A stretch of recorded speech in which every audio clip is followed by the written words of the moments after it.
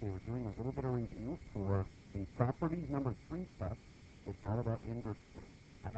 Students, the inverse cosine of negative of half. And we just talked about how we know inverse cosine is only allowed from here to here. And so therefore, not here, and I'm going to start doing this. Not there. Because if quadrantals are involved, we want to know that we can't be on that line either. Okay, so it could be on this line, it could be on this line, it could be on this line, or it could be anywhere in here. Okay, so and those two spots, where is cosine be negative? Over here. Now, is inverse cosine allowed in here? Are you sure? Yes, it is. So let's get back on that. Alright, so now cosine is negative, so negative 1, and this is cosine 2, and then this must be square root of 3. Would you guys agree with that? And then this angle right here is 60, so we don't say 60. And we don't say pi over 3 either. We say this one. So we said 2 pi over 6. Oh, no, wait, pi over 3. And 2 of those right here. Okay, you get to here, so 2 pi over 3. Raise your hand if you have that one right. Okay, good. Now, that was a typical, simple inverse cosine problem. What else do you need to know? This is a property. Could I ask you about the property of an inverse function, like this domain and this domain? Yes, I could. And therefore, I should remind you about how to picture this thing. Look, remember when we had sine, and we only graphed this part of it? Why are we only using this part of sine when we do our inverse? Because that's the only part that has the vertical and horizontal lines. Okay. Would you please label these 4 spots? This is just sine, not inverse sine, just sine. Okay, I'll put them down. Okay, so you should have said a regular sine. It goes from, this is negative pi over 2, to positive pi over 2, and this is from 1 to negative. Showing about? That's plain sine. So if I have inverse sine, inverse sine is a whole different picture where whatever was the domain, so the domain was from negative pi over 2 to pi over 2. It's going to become the range, pi over 2 to negative pi over 2. And then the domain. The domain here is whatever the range used to be. Here's my range, 1, so this becomes negative 1, 1. And then if you want to know some points that kind of go together, would you agree that if it went through 0, 0 originally, well, it's going to go through 0, 0 again because if you reverse 0, 0, it's still 0, 0. Okay? And if this is going through the point right here, the highest it gets is 1, right? So, a little bit lower there. Anyway, this is at the point pi over 2, comma, 1. So what should be on my other graph? 1, comma, pi over 2. Do you get the graph right there? Right? And then, do you remember how this works? It's a reflection across the line y to left. Here's my line y to left. So, it should be more like this red one.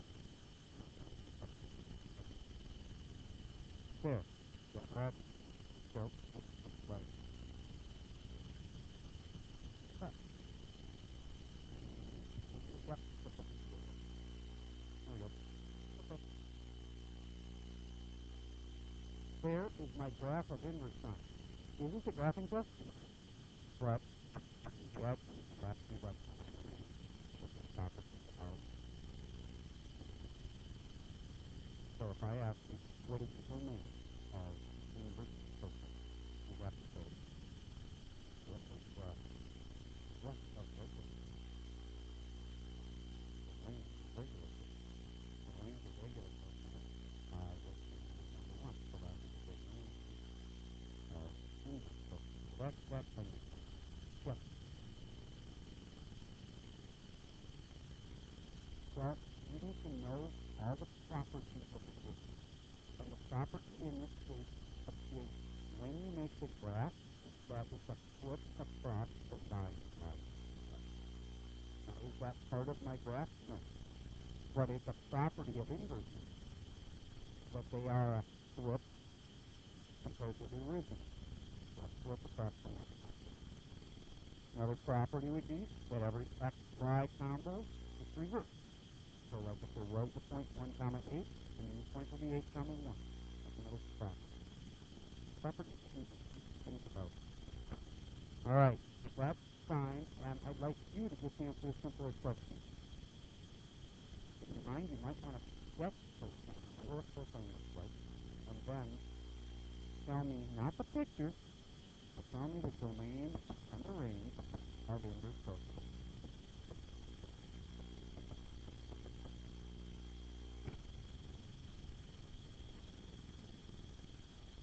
Certainly are welcome to make a picture. You know, but I'd make a picture of regular cosine cosine. He phones out on desk, please go away. Now, he's been looking at it inappropriately, but stay tuned.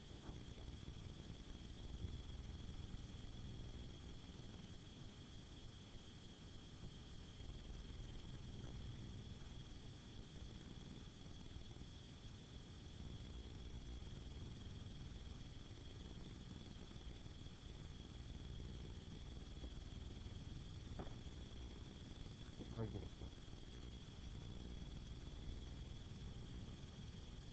Last part of regular cosine is when it goes from 0 to 5. And this house was from 1 to negative. Okay, so the domain is what the range used to be. And do you touch?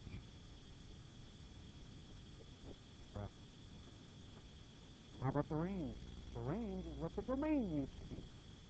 The domain used to be from 0 to pi, so 0 to pi. And did it touch?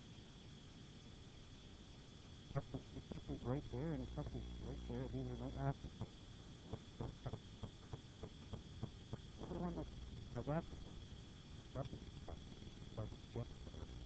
You'll never get to the asymptote. That's the right answer. Yeah. Nope. That's regular cosine. Cosine starts at 1. Goes down. I just haven't finished. I'll see the rest of cosine. The rest of cosine will look like this. It's arrow, right? Regular cosine is just part of it. So, remember, we do have to cut it off. Otherwise, fast vertical and horizontal lines. That's and therefore, its inverse won't get us there. It's precise. Inverse won't be a function. That's why. Stop. Okay. So there's a little reminder about the very beginning of this inverse unit. Next one is, let's do a plain inverse that's nested with another inverse. Okay, so how about cosine, inverse cosine of root 3 over 2 nested so that you then have to find sine of that. Pictures worth 1,000 words. In this one, I draw 2 pictures. A picture for the inside, pick the answer, then scrap it. Draw a new picture for the outside side. Cross the second below flat.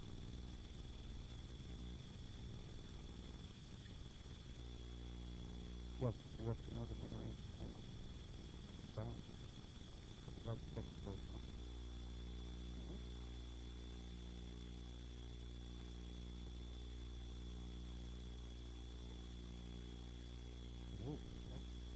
So student wanted me to show him a picture of what inverse cosine looks like as a graph. And I started with whatever the domain was, 0 to pi, is now the range. And then the range was, this is the domain.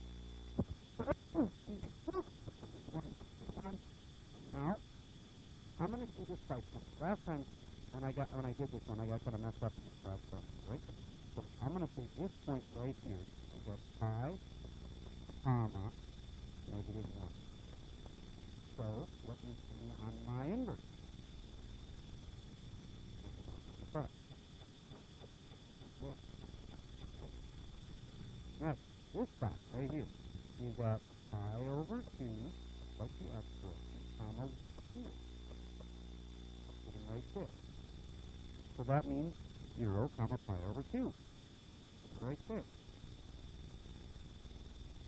And the last part is this 0, comma 1, so 1, comma 0 has to be on my graph. Right? Now the third one.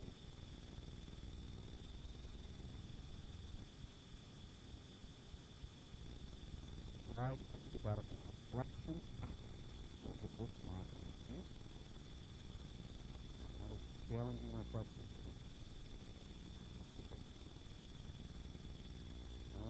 So, what do you get? You think I get it right or not? I mean, I know my three dots. That's why I have to do that. But you think I think you are correct. Think.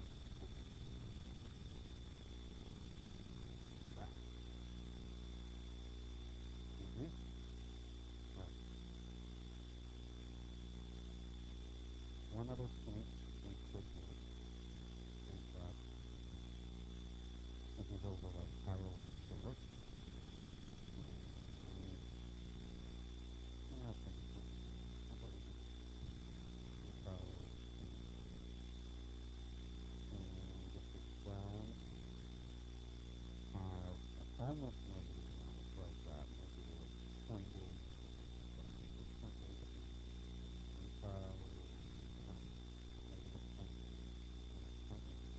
So then negative 0.8 to go with about 3 pi over 2. 3 pi over 2 is like the last one. Yeah, yeah. Okay, again, super better. So really, doing this is nice. So you're going to ask questions about it. Get to talk it through, and the main thing I hope you're getting out of it is whatever these points were will refer to. So it's simple to simple. That's the main thing is what we learned. One of the things about how to reflection is down like this. Okay, so back to this guy. Let's finish this one. We start on the inside. I'd be doing inverse cosine first and saying, okay, first thing Server said to do is rewrite. Cosine of theta is root 3 over 2. And then he said all his cross operations. Cosine cancels here and cancels here. Inverse cosine can use any of the rest of them. Then it can't do it. Okay, now, I could draw it anywhere, but cosine is positive. These are both positive numbers, right? So what I better draw here. And adjacent, like that, it is 1. So it's basically the angle crossing the 1 is what I want.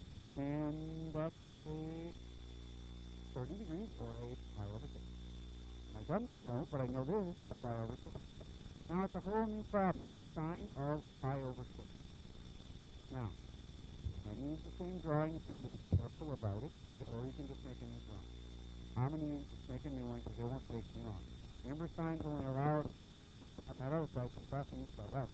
And then pi over 6 is right there, and okay, you're right. Not in the sign, thank you. Not this side. Let's just sign a pi over 6. This is much simpler. There's only one pi over 6 in the world. It's right there. There was no choice. The pi over 6 is right there. There's not a two answers to this. Sign a pi over 6 is the sign and it's sign. And this is opposite. Not sign. 3 and sign of that is 1. So, final answer, 1 time. A lot of people get confused on what are the answers to these things. What's the point? If it's a regular function, the answer is 2 sides. If it's an inverse, like this problem was, that's saying I want an angle. That's an angle function, correct? If they're inverses, you're going to be getting angle answers. If they're normal functions like sine, cosine, or tangent, then you're going to be getting side traces. That's it. Now, but don't have to reiterate. If you wanted to say something, you would say sine of pi over 6 is 1/2, but I have to write the value spread up. Okay, let's try one more time, and these are the times where you don't know what the sides, we know the sides, but we don't know them as a common triangle.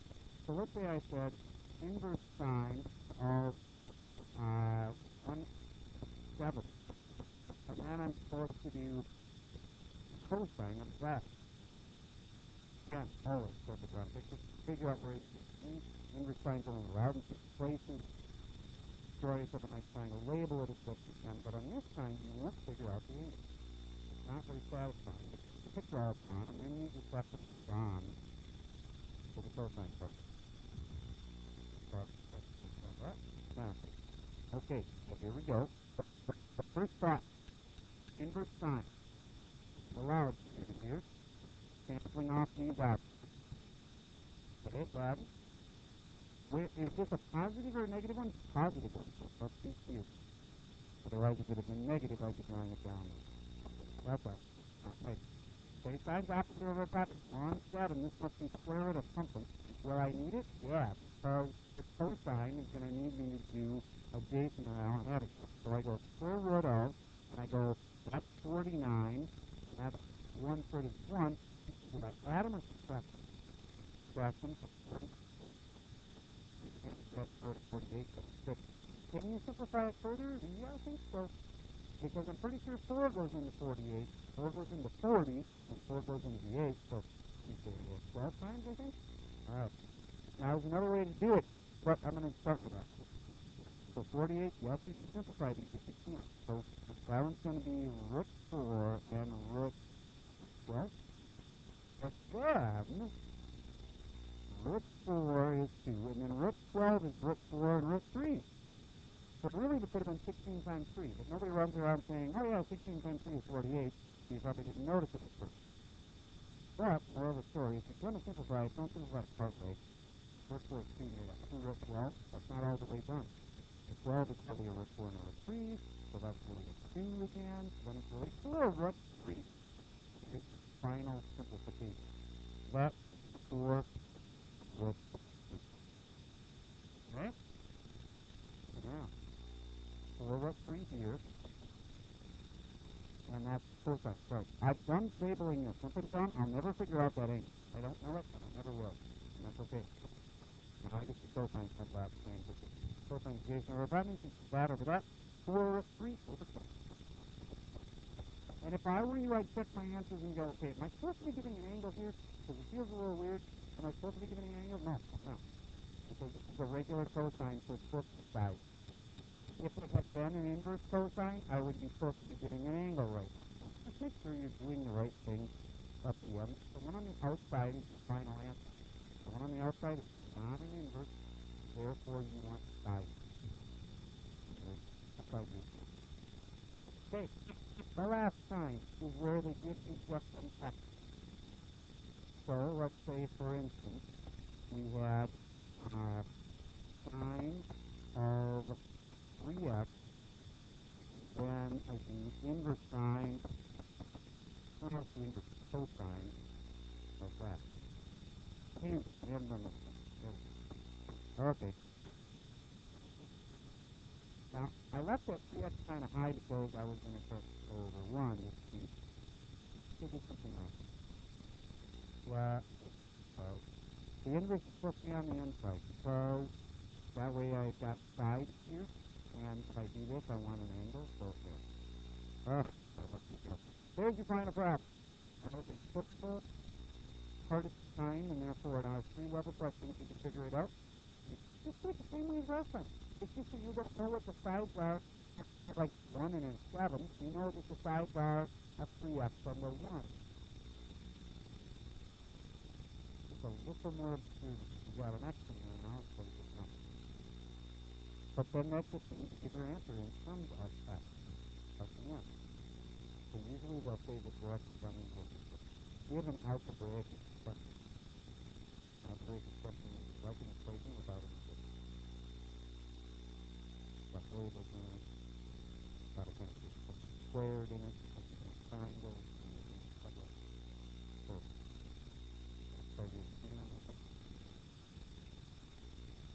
Okay, so here we go. This one,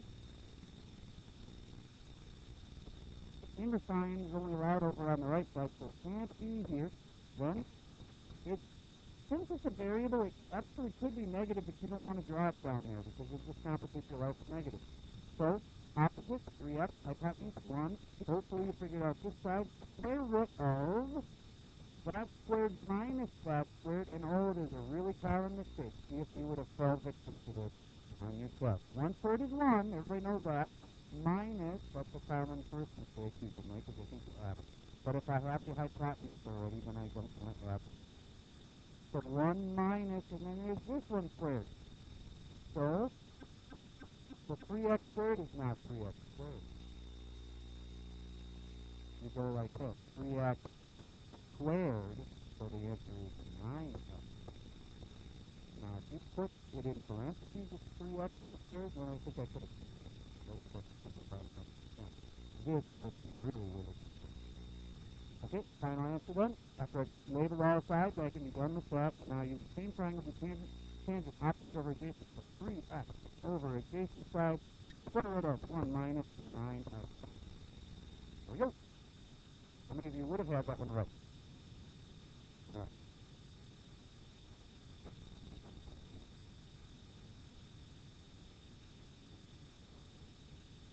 Okay, so let's solve the questions on this one. Do you get how that's an algebraic expression because it's got variables in it? Okay. No more questions. And that's the reason we're going to be back. So here we're back. I want to warn you, number 13 has a flaw with the inverse. Anybody following along at home? Problem number 13, inverse tangent of negative root 3. Try to remember in a minute, 13 here changes to inverse. And that's all I have for the video for today.